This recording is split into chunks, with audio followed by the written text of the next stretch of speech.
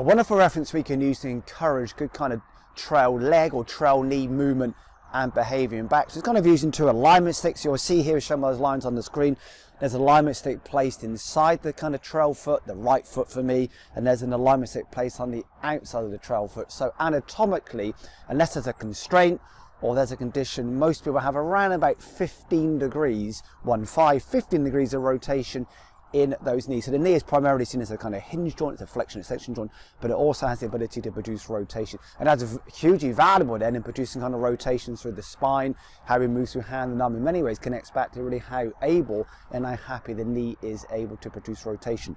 So with these two alignment sticks on the floor, they are ironically, the foot in some ways, again allowing for these individual imbalances, is almost 15 degrees. If we take a line inside the foot and a line on the outside of the foot, what we see through these two alignment sticks is almost that kind of 15 degrees threshold or tolerance move to play into. You'll see I've simply stuck, just using a piece of tape, a T-peg, just above my right knee, my trail knee, in the middle of my thigh. So that T is kind of facing forward. So to really encourage then good tracking, good behaviour through that kind of trail foot, trail hip, which actually displays in the trail knee. The trail knee can be a wonderful way of actually improving and exploring pelvis and foot and ankle movement.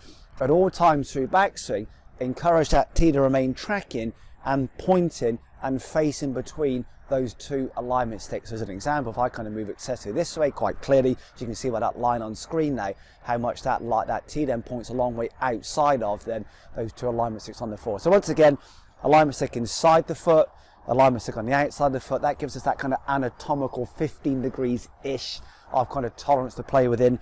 T-peg above the knee, middle of the thigh, into the start position, the T will face forwards as we rotate through backs and encourage good movements through that kind of trail hip, trail foot into that trail knee.